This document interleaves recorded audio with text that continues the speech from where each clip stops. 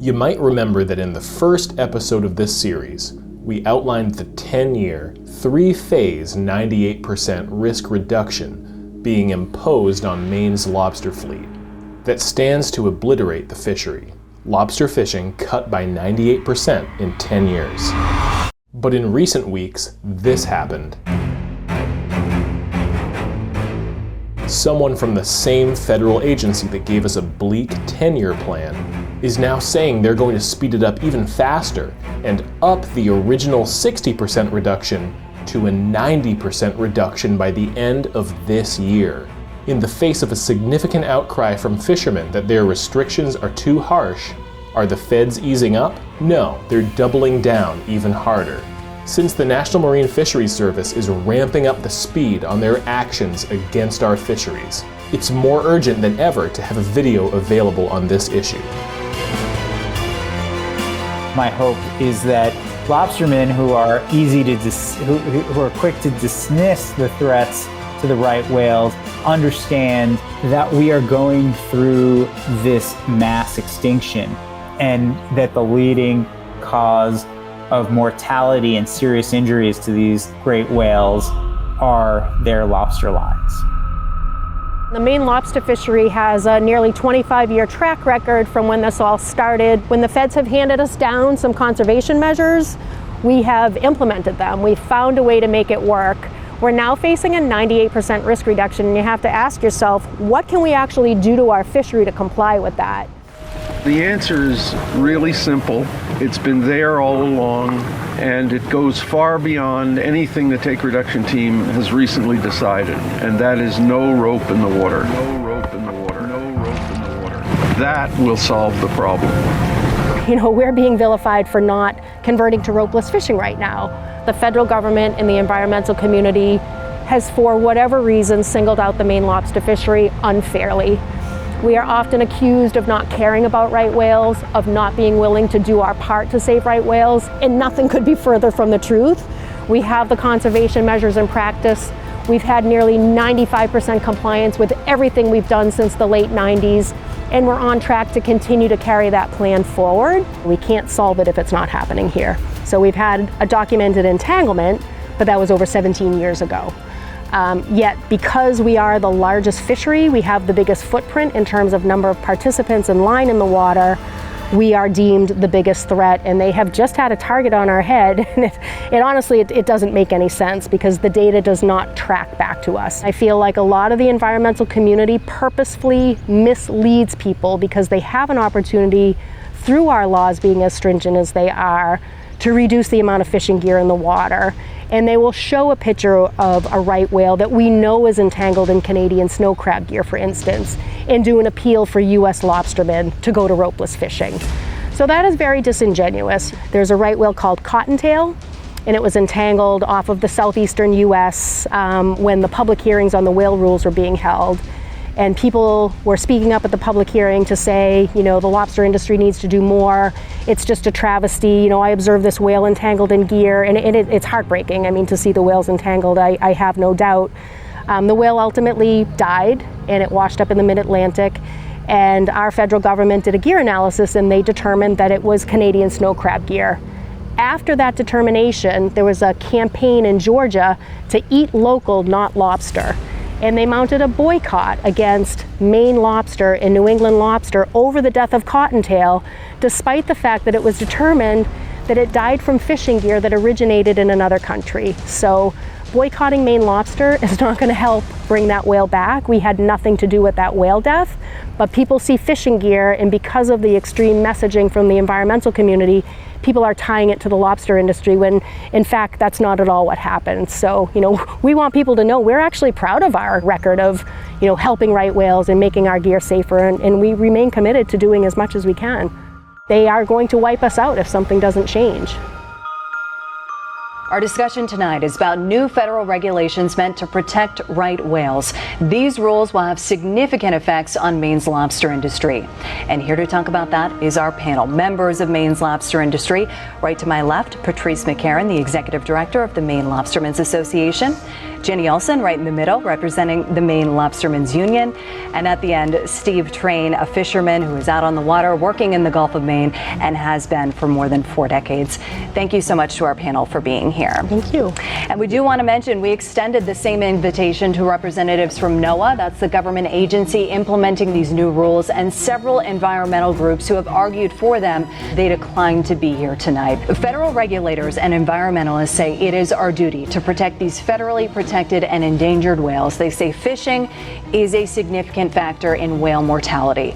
So why do you think they're wrong? Patrice, since you're right here, I'll start with you. I actually don't think they're wrong. Fishing does pose a risk to whales, but the devil's in the details. What the federal government is doing is saying all fisheries are guilty. But if you look at the data, you see that most of the whales are actually dying in Canada, and we've had 0 deaths ever attributed to Maine lobster gear. So we think that they're looking to the wrong industry to solve this problem. NOAA says that they are, in fact, in Maine waters. You can't get there from here, so to speak.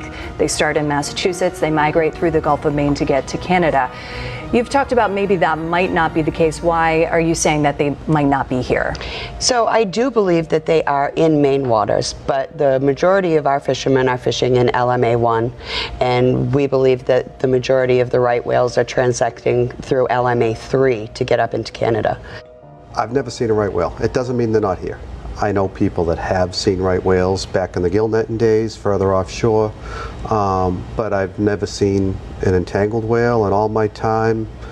We have got 80–90% of the buoy lines in the water are from Maine fishermen, and we're not finding Maine gear on these whales. It's not us. Yeah, and I think it's important to understand that prior to 2010, there were a few cases where we found Maine lobster gear on whales. There are 2 in the entire data set. There were other cases of lobster gear from Massachusetts into the south, and those have all but disappeared since 2010. And it's important to understand where we fish. They rarely come here. Aggregations of whales, large numbers of whales, the data are very clear that they are very rare where we fish. And we do want to reiterate that we reached out to both NOAA, the environmentalists, to participate in this panel, to come to the table and have a discussion. They declined, but we have spoken to them in the past, and my colleague Greg Lagerquist is here to summarize some of their arguments. Thanks, Jen. As you mentioned, both NOAA and environmental groups declined to join our panel, but environmentalists who've sued over this issue applaud the new rules. It's an incredibly important conservation measure that provides right whales with at least some relief from deadly lobster gear. More certainly needs to be done to help save the species, and we think the final rule should actually go further than it does currently. Possibly even shutting down the fishery entirely in major areas or times of the year. Jen, back to you. Just recently as well, federal regulators announced they will be starting the process of creating even more rules that go beyond these controversial regulations we're talking about tonight, trying to reduce the risk to whales from 60% all the way up to 90%. So I want to give our panel the opportunity to respond to some of the things that Greg outlined as NOAA's arguments. Steve, it looks like you want to jump in here. They're accelerating a timeline for a solution to a problem that doesn't exist. I don't know any other way to word it. We have come to the table with ideas and plans, and we're supposed to work towards that. Now they want to jump to that sooner. They aren't giving it time to work. They aren't giving us time to try what we want to try in good faith to come with a solution. They want to go even faster. It's not enough yet, even though we're working towards their goal. Maine lobstermen have been making changes to how we fish since 1997. We're in the process of really upgrading everything that we've done. We're taking a lot more rope out of the water by adding more traps to each buoy line. The rope that's left is going to be weakened. It's going to be weakened to 1,700 pounds, so in the rare event that a whale comes in, that rope will break. We've lost 1,000 square miles of prime fishing habitat. There's no rope there, and we've really ramped up the gear marking so that if main gear interacts with a whale, we will know it. NOAA says this is dire, that the whales are dying, that they are, need help immediately, hence the accelerated timeline. You can regulate us, you can shut us down, but that is not going to recover this population because we are not the industry that is interacting with them and having that negative harm. If Maine was a place where we had large aggregations of feeding whales, this would be a very different conversation. Our colleagues in Massachusetts lobstermen face massive closures. Now all of their state waters are closed for multiple months during the winter. And that is really, really hard. But at least there are whales there. 3/4 of the whale population occupies those waters. So that is a massive sacrifice, and I don't want to minimize it in any way because it's very, very difficult to work your business around it. In Maine, we're being asked to not fish 1,000 square miles, and there's hardly a right whale documented there. There might be a whale passing through, transiting, but we don't have large numbers of whales spending multiple days feeding and, exhibiting behaviors that would put them at very high risk of entanglement. So there's a perspective for everywhere, and with climate change and, you wait a day and everything's different out there. If it turns out that we have 100 whales present in part of our waters, or 50 whales or 20 whales, Maine lobstermen are going to step up and move their gear because we have no choice, and we're willing to do that, but that's not the situation that we're in right now. So we're being asked to make sacrifices that, when you put your head to it, you think, are we actually going to protect a whale? What is the cost and benefit of this? The cost is eliminating our fishery. I never would have gotten into the fishery to begin with if I thought we were harming marine mammals. And I don't think anybody else would either. We care about them as much as anybody because that's our home. The ocean's our home. That's where we live. That's where we make our living. And we want everything to do well. For any environmentalist, there are all kinds of endangered animals in the state of Maine. What they call a research array is a huge concern for the right whale. That is definitely going to be impacted by these things. But we also have a short-nosed sturgeon, wild salmon. There's no other place on the East Coast that has wild salmon. There's the roseate tern and razorbills, puffins, all kinds of animals that, whether they're on the endangered list or not, they're in trouble. It just bothers the heck out of me that you're going to put these things up and put them in their way. I know that there were at least 47 species of birds that have been documented in that research array area that travel through there. And that's just one study. I bet there's a lot more. So the research array is 6 miles away from the restricted area that NOAA imposed on the lobster industry this year. 6 miles. But there's no problem with them doing their research array. They have numerous mooring chains in the water. There's been questions about sounds, questions about if these big structures are going to change the path that the whale could take, what's going to happen. But there's literally nothing given to this group for offshore wind when all we're asking for is a trigger. If you ask, we see a whale, we'd be happy to move our gear, but we can't even be given a trigger mechanism. We see a whale or a co-occurrence of whales and we'll move our gear. There's no fisherman that wants to harm a whale. We have always stepped up to do everything we can to prevent that from happening. But it seems like there's definitely deference given to the energy companies and not to the fishermen. We feel like we're that low-hanging fruit. And these guys have deeper wallets than we do, deeper pockets, and they're given the authority over us, and that's just not fair. The Vineyard Wind Project has the authorization from NOAA to harm 20 whales in their project. They're not allowed to kill those whales, but they are allowed to harm them.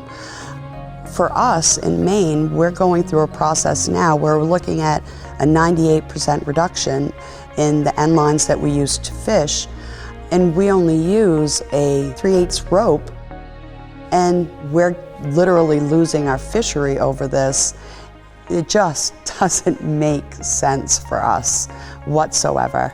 To give one group the authority to hurt 20 whales and another group that has no proof that we're harming the whales right now, other than the fact that we have rope in the water, and we can't fish. We're having areas shut down without proof that the whales are in that area, and we can't even be there. And these projects, the Vineyard Wind Project, if you look on the map, there's whales everywhere on that lease site, and they know that they're going to harm them, but it's okay for them. An industry is moving into the Gulf of Maine to build unprecedented industrial developments that far overshadow any risks that lobster gear poses to whales or to any other forms of marine life for that matter. We're going to delve more into what offshore wind farms would do to these animals and their habitat later, because it is shocking. And yet most of the forces converging in the fight against lobster fishermen have little, if any, public criticism for that looming threat. But for now, let's jump back to the early months of 2021, when the public hearings were held on NOAA's whale rules involving 98% cuts to the lobster fishery by 2030. Keep in mind, this is before the recent announcements of federal intentions of rushing these cuts even faster. On a public Zoom meeting, anyone could call in for up to 3 minutes to testify in favor of or against the new fishing restrictions. Comments will be limited to 3 minutes. You'll be muted after 3 minutes because of the large crowd. Hi, good evening. My name's Jim Brogan. I'm a campaign manager at Oceana. Oceana is the largest international conservation organization solely focused on protecting the world's oceans. We have 1.2 million members around the world and over 340,000 members in the U.S. Atlantic seaboard. The rule as currently proposed is inadequate for the job. We suggest that the agency offer immediate protection, not in a 10-year time frame, but this summer. The right whales don't have time to wait. Good evening. The future for all lobstermen is at stake. Maine lobstermen have created themselves one of the most sustainable fisheries in the world. We have coexisted with marine mammals for decades, and the health of the ocean ecosystem is one of the most important things to us all. Maine lobstermen are real people. Our entire life savings are tied up in this industry, along with the blood, sweat, and tears associated. There's no way all Maine lobstermen can accomplish having a ropeless fishery. 90% of us will have to find something else to do. If that's the case, who will buy our mortgaged-out boats, our homes, our wharves, our trucks? Who will help us feed our families and help send our kids to college? Will there be a buyout for fishermen if their livelihoods are destroyed by their own government? I do not support closures in the Gulf of Maine. As we can see from Massachusetts, they get larger and they stay closed for longer. I want to emphasize that environmentalists know nothing about fishing. They know nothing about our lives, about our communities, and what we strive to take care of every day. They do not have the right to tell us how to fish, and they do not have the right to think that they are better people than us. Before government interference based off bias, inaccurate information, and false right whale counts, fishermen wouldn't need help. But if our government is going to destroy us, we're at least owed a way out if we can't survive. Thank you. A fisherman's job description used to be fishing and gear management, boat maintenance, getting bait. A fisherman's job description in 2021 includes meetings and paperwork in a new way that they're still trying to figure out how to manage, because if it's not windy and they're fishing, but there's a meeting at 4 o'clock, that's hard for any and all fishermen to engage with. For fishermen, it's not like they're doing gear work while they're listening to this call. So that's like an entire day that they could have spent working on their business that they now had to spend in a meeting.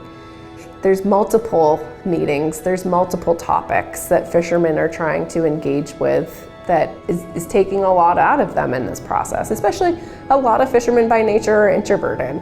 They're independent guys that just want to be out on the water. So that's also something that's like inherent in their character that they're stepping outside of in order to engage in this process. And I think there should be a lot of value in that. My name's John Tripp. I'm a fisherman in the Mid-Coast. I would just like to speak against the LMA1 closure. And I'm also worried that what may start as a 3-month closure could turn into a permanent closure. I believe management should be based on facts and hard evidence. I have no issue in doing things that will actually help save a species. My issue comes with guess and check management. My name is Bill McQueenie and I live in Brooksville, Maine. I have been a volunteer right whale scientist for more than 20 years. Tonight I speak for Mainers Guarding Right Whales. Mainers Guarding Right Whales was formed by a group of concerned Maine citizens wishing to ensure the recovery of the critically endangered right whale. Mainers Guarding Right Whales supports both short-term and long-term initiatives to reduce the impact of the Maine lobster industry on the recovery of the North Atlantic right whale. There's one group I think called Mainers for Right Whales, and they have put up billboards in Massachusetts, actually, because apparently you can't do this in Maine during the months when there's a lot of people visiting Maine, basically raising concerns about the lack of the dangers that lobster lines pose to right whales. Mainers Guarding Right Whales supports ultimately the complete conversion of the industry to ropeless fishing. Mainers Guarding Right Whales looks forward to the day where fishermen can fish without harming right whales and the right whales can thrive in their natural environment. We believe both scenarios are necessary and possible. Hello, this is Evan Newkirk. I'm a monk fisherman, ground fisherman, lobsterman out of Kennebunk in Portland, Maine. I am opposed to running ropeless buoys and whatnot. Whales have been safe from us for many years. Never have I ever had a whale entanglement. And I feel like that $15,000 a buoy is kind of ridiculous. I don't see how the Maine lobstermen can afford that, and it'll drive all the small boats out. I am now one of 12 ground fishermen left because of what National Marine Fisheries has done with the PTNS program. That was an absolute failure.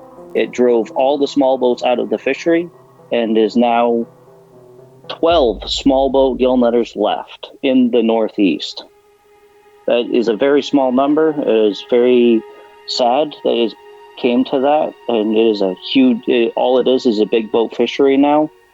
I don't want to see that happen to lobstering and price guys right out of it.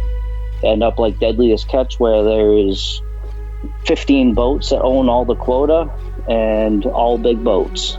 It should be for young people that want to work hard and make a buck, that they should have the opportunity to be able to do it. And having really expensive gear will price all of the young people out of it. It's absolutely unacceptable. That's all I have to say. Thank you very much. My name is C.T. Harry. I represent the International Fund for Animal Welfare. I'm a Marine campaigner. The risk reduction goal back in April of 2019, it was believed that approximately 60% would be the best that we could hope for. Well, there's been 13 deaths since that time period, and the situation is even worse than we realized. And just how many of those 13 deaths were entanglements in Maine lobster gear? Exactly 0. More needs to be done, particularly removing the vertical line threat and saving the species. My colleagues at IFAW and our partners are resolved that the right whale cannot go extinct on our watch. Who exactly are International Fund for Animal Welfare's partners? We'll come back to this guy later to point out one of his most conspicuous donors. Just because these mammals do not look like us, just because they do not need opposable thumbs, just because they have evolved to live seamlessly and harmoniously in their environments, such that they don't need buildings for shelter or infrastructure for transportation, does not mean that they are not otherwise just like us. They have complex and immense feelings, love, fear, compassion, sadness, the sense of loss of a loved one. With this in mind, I want to appeal to your sense of right and wrong, your morals and ethics. If these proposed measures would not be enough for humans, they are not enough for whales. If doing too little would feel wrong to you in the case of saving humans, it should feel wrong to you in the case of right whales. So please, do what is right.